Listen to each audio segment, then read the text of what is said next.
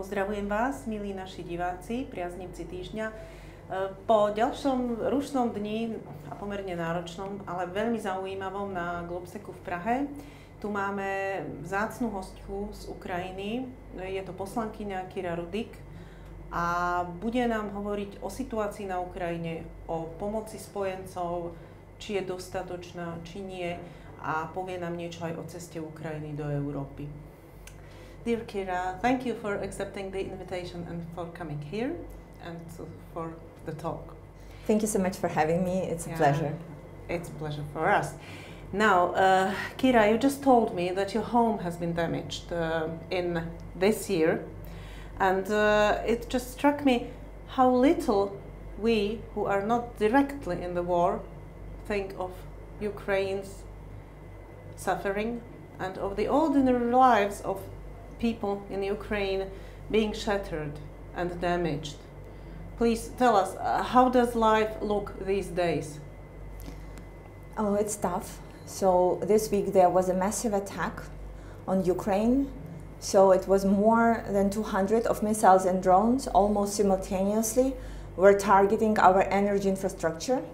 So we were in bomb shelter, and it was the longest air raid siren since I remember, for 8 or 9 hours. And I can tell you there is a big difference when you're sitting in the bomb shelter and you have electricity and lights and water and kids have their devices charged. There is a huge difference when it's all dark, and it is very scary. When I was leaving Kiev 2 days ago, we only had electricity for half of the day, like 2 hours in and 2 hours out. And we know that it will be worse during the winter, because right now the temperature outside is still normal. Russia has been trying to destroy our energy infrastructure, and they have been pretty successful in that. So the worst thing about that is that there is not a quick solution, so you cannot rebuild it right away. And even if the war was over today, it would still take us years to get back where we were. On January 2nd of this year, there was a missile attack on Kiev, and Russia hit with the Kinzhal missile near the home where I live. It was one of the worst experiences of my life. I was at home. It was 7 a.m. I was in the living room, and I have witnessed how the windows were pulled out of their frames and were thrown into the middle of the room. There were shattered glass everywhere, and some in me. And dark smoke was everywhere. And the thing is that I was really lucky because I didn't have severe damage, but many of my neighbors were not so lucky. At just that hit, 200 people lost their homes and 5 people were killed. It was the 300 meters from where I live, so you can imagine how strong the hit was. And I can tell you that I live nowhere where energy infrastructure or military infrastructure. We live in the residential area, and Russia was targeting residential area, people who didn't do anything wrong. This is what Russia is good at, terrorizing other nations. What they are not so good at is fighting, because we have seen recently that they are not doing so well at the front line, and we were able to push them and do the special operation inside the Kursk region. You know, that Kursk move is a beautiful move, and we all are praying that it brings good results. And, well, how do people in Ukraine, how do Ukrainians view this? Are they supportive? Of course they are. Yeah. You know, there are a couple of levels of how you should be looking at this operation, and I would like to touch upon all of them. Well, for people in Ukraine, it was, of course, a boost of motivation, but also there was a very plain reason, is people in the Sumy region who are not only being targeted, that is close to the Kursk, not only being targeted by missiles and drones, but also artillery, because they're close to the border. Yeah. They have finally received a breeze of air because we were able to push Russian forces out. So it was pure like this, oh, okay, children can hope to go to school. People can hope to have a good night's sleep. Oh, people can hope to have some normality. Of course, on the level of the international arena, this move was important because it broke down an illusion that many of our partners had that Russia is invincible. long time, like since 1939, I think, when Russia's territory was attacked and annexed. And we have shown that the red lines that many people are operating with, they are an illusion, and a dangerous illusion. Russia has been threatening everyone with like so many times saying, oh, you do this, we will nuke. You do this, we will do that. And it never, like they never wanted. The red lines exist only in our heads. Exactly, and I agree with you. And it is important to be able to talking to people with the words of facts. And this operation is a fact that we are saying, well, look, they said that if something happens, we will do unspeakable, we will start the Third World War. Yeah. We will been telling you since the day one, they wouldn't, because they wanted to take Kharkiv and they wanted to take Kiev in 3 days. They were unable to do that. Where is the Third World War? They are terrorists, and the terrorists are only capable of terrorizing, not conducting a global operations. And the third, there is a very important matter there. In the global means of things, there are many talks about Ukraine forfeiting our territory and like freezing the war, right? Right now, those voices are silent. Of course. Because it would mean to ask Russia to forfeit their territories as well. You know, Putin is always talking about, well, you should respect the reality on the ground. Well, he has now something to respect, the reality on the ground. Absolutely. So he is not eager to come to the negotiating table right now, is he? You know, I think it's not about the negotiating table anymore. It has been about a question: how would you make sure that Russia would keep their part of the bargain? Of course, it never has. It never has. So there is, again, a very good example based on facts of how do you deal with Russia. It's a grain deal in the Black Sea. So at the very beginning, Russia was blocking our ports. And then there was an agreement between Ukraine, United Nations, and Turkey, and Russia, United Nations, and Turkey, that Russia will be not attacking the ships that are going in and out to the ports. 6 months after, Russia pulled out of the deal by some reason. They say, we did not like where Ukraine is exporting the grain. Come on. But then, do you know what happened afterwards? It turned out that Russia was not able to do anything to do about that, because we were already much stronger in the Black Sea, and we were able to keep them away by force. Our marine drones were destroying Russian ships, and they pulled out of the deal, but they were unable to do anything about that. So there are a couple of facts here. First, Russia will always break the deal, no matter like what people could say, and we have seen it like so many times during the history, but now we have a recent history. And second thing is, if you are strong enough, Russia will not break the deal because they will not be able to. I think they respect only strength, absolutely, only force, and nothing else. That's why I will put this question on the table.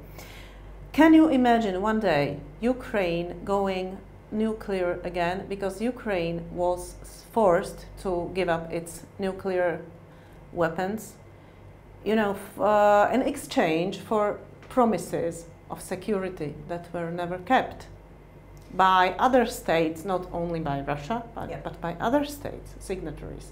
So, is there perhaps some line of thinking that Ukraine could gain nuclear weapons again, and so that it gets a status of country that you shouldn't attack? It's a very painful subject for Ukrainians, because as you said yourself, we gave up on something that was to protect us for the assurances. And it turned out these assurances are not working. And I think right now we are debating, all of us, not only in Ukraine, but in all the countries, including this forum, like, what is the world that we want to live in? Is this the world where it's a power of law or a law of power? And if we live in the world where the assurances mean something, then you don't need nuclear power. Yeah.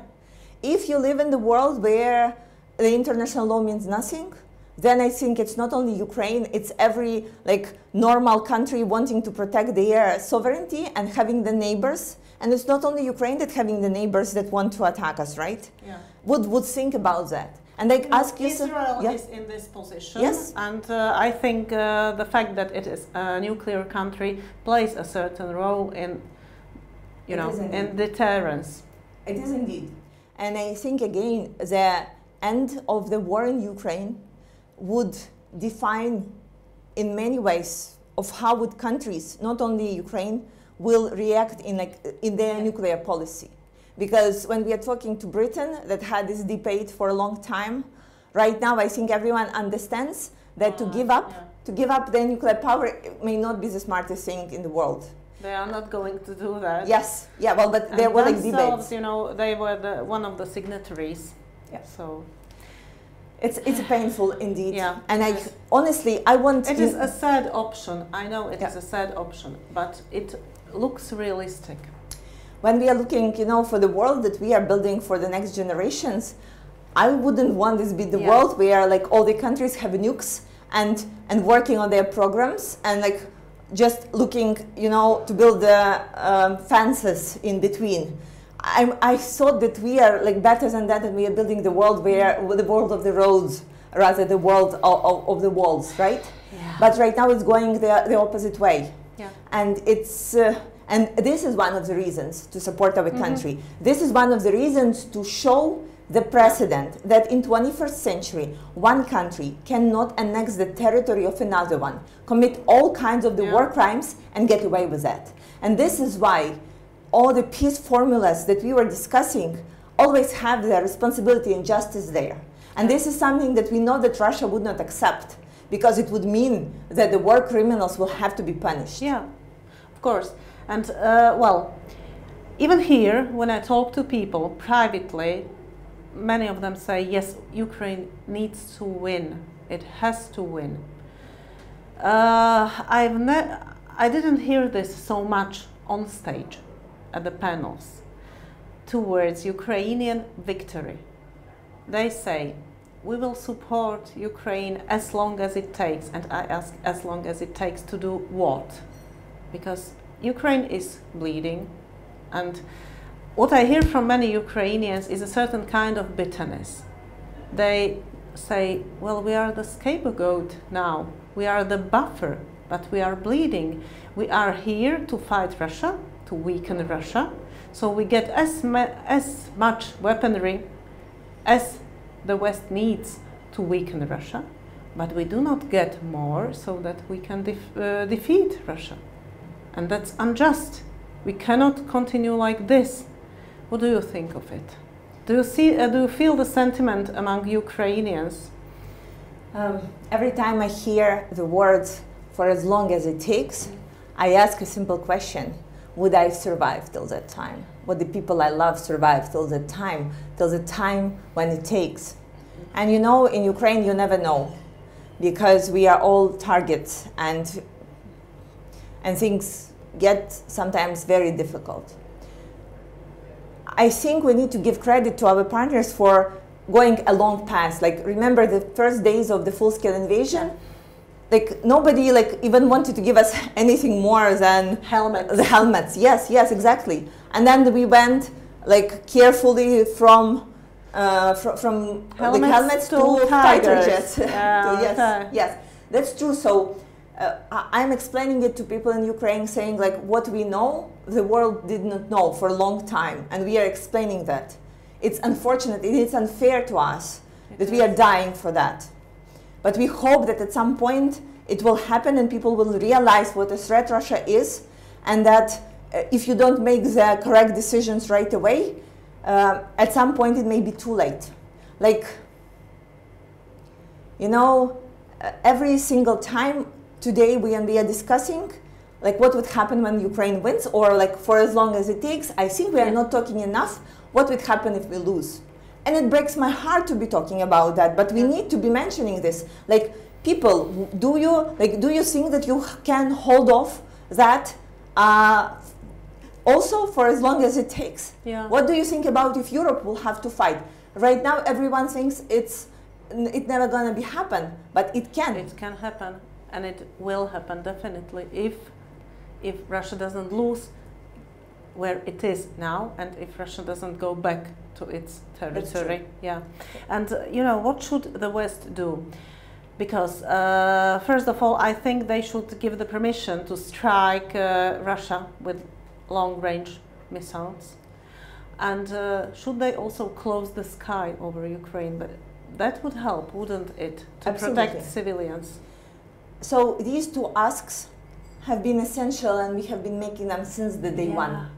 So we need an ability to strike into the Russian territory, to take down their planes, not when they are already sent the missiles, but when they are just going to, and to hit their drones when they are just launching. Like recently there was a drone onto the Polish territory. Yeah. We are saying like, why do you need this? We are able to help you with that. We are able to take it down. You have seen how effective and efficient we are with the weapons. Polish territory is NATO territory, and nothing happened. Yes, and it's like, it's again a very dangerous precedent, because Russia, you know how they act. Yeah, I know. They are like, when they see that nothing happened, they say, oh, okay, then we can do something else. And it has been always like that.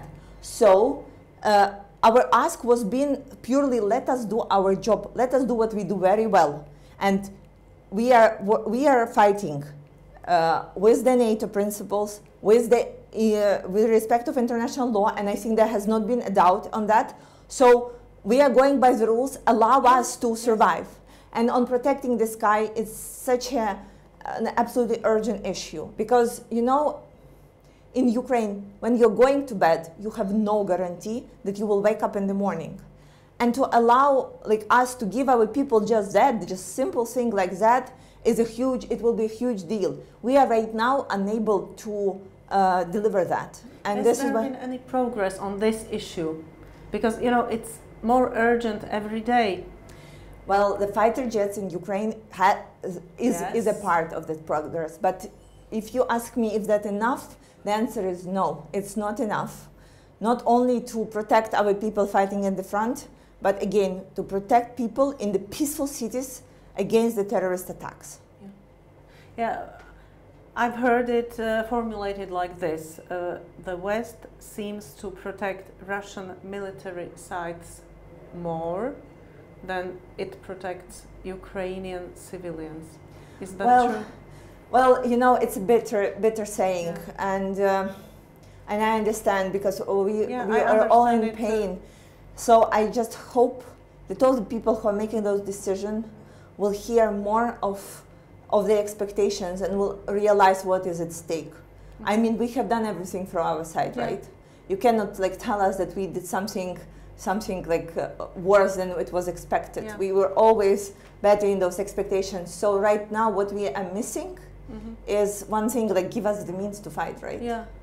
Are you talking about this with your European partners in the liberal circles, because you are a member of the LD?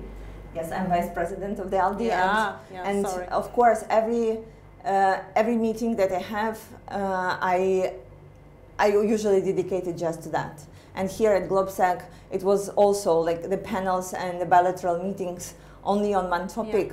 How to get, and it seems that people realize, but the question between realization is action, and action is still like a far path to go. But I also remind myself every time I want to get bitter and annoyed and start like just saying, well, every day of the delay means someone will die, that we have heard no so many times on anything, on everything almost. Yeah.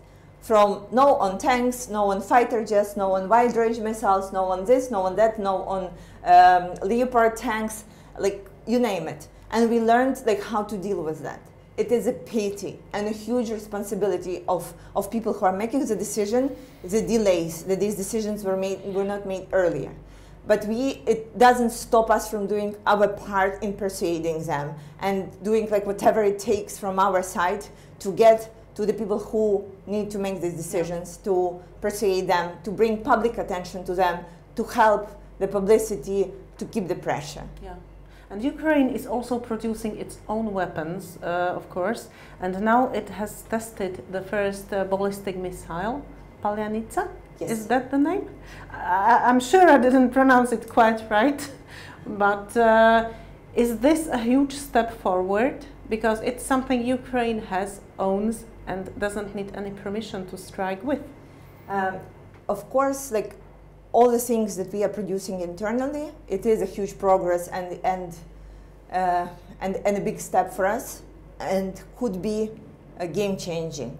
However, there is also a difference between a military factory in Poland and a military factory in Ukraine. And this difference is that military factory in Poland will not be hit by Kinzhal missiles.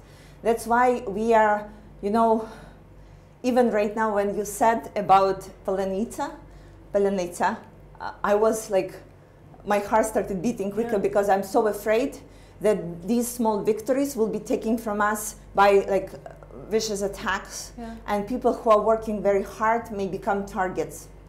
And this is why the protection of the sky is so important, because again, it allows us to rebuild our own infrastructure and to continue producing not only things like drones, but also a more advanced things like missiles. We really, you know, what we do in Týždeň, in our magazine, is we speak and write about the topic of Ukraine all the time, and we have a podcast, a weekly podcast. And each podcast, since the start of the full-blown invasion, we end with glory to Ukraine and glory to heroes in Ukrainian. And so, and it's partly personal to me because my great-grandfather was from Ukraine, but it's also, it doesn't need to be personal. It's just, you know, it's the principle. So we should all stand for the principle that no big country can invade no small country. It's something that the world has been built upon. What do you think about the global situation? I'll ask you. If the American election, God forbid, if the victory goes to Donald Trump, what can happen to Ukraine then? First of all, thank you so much for your support of Ukraine and for finishing your podcast. It really warms my heart, but it also gives me something to take back to Ukraine, right? Because when every time after the international working trip I come back, I talk to our military and they are asking like simple questions like, do people outside remember us and are they supporting us? Many of us do. And thank you that the answer that I'm bringing back home is yes. Oh, thank you. But coming back to the global situation, I think everyone right now, like when you're looking at their own politics and their future of their own country, are looking at over their shoulder at the US elections, right? So, and of course we are so worried because we have heard so many things, you know, from Trump's team and from himself, and I think we are at the face of a huge instability. But then there was something that we were talking on the panel about, and I want to raise it up again. No matter who is sitting in the White House, the goal that Europe should have remains the same, is to get stronger inside and to build the capacity and the strength. If Kamala Harris wins, it doesn't mean that Europe shouldn't get stronger and build on the security, right? So on one way, the decision that American people will do has a huge impact on Europe and on Ukraine. On another hand, the strategy that needs to happen here is very much the same, is to rely on yourself. And we can tell you from the bottom of our heart, it's like an important part to rely on yourself a lot and to know that you can defend yourself, because at the end, there is no other people who will be fighting for your soil, for your motherland. Absolutely. It's only your people. And we all need to acknowledge that and understand that. And so if the strategy remains the same, let's go ahead and do that. Let's strengthen the Europe. Let's make sure, and I think that it's not being talked enough, that Europe is learning firsthand from the war. Because I know that Russia and China are learning, and they are changing and learning very quickly. to the usage of the drones, to the changing of their strategy, to manufacturing on the drones and weapons. And I think Europe is, with the democratic and bureaucratic procedures, is moving much slower in this space. Yeah.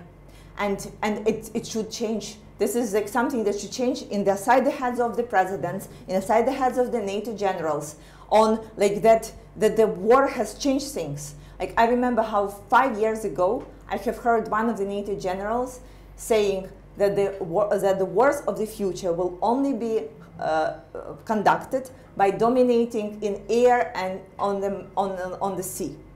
And like every time right now when we see like the new kinds of the drones being raised in the sky, new technologies being like used to save people's lives at the front line, new kinds of like drone swarms being trained, I'm thinking how wrong he was. But again, is there a process strong enough in Europe to learn from the front line quickly and adapt quickly? I don't think it's there. And it's something that is critically necessary, needs to be implemented. And so I think we need to work on that direction a lot, yeah, to make sure that the ministers of defenses are not investing in the huge corvettes or whatever, like a huge ship, because we know it's like it's yesterday's, yeah, choice, right? It needs to be something different. And so I'm not sure that all the countries are adapting really quickly. And if the bigger war will ever lapse, Russia and China will be in a different shape. Yeah. So the goal is to make Europe stronger. We are there to help make Europe stronger. And if you give us the necessary equipment, we will hit Russia as hard as they would not be able to attack for a long time.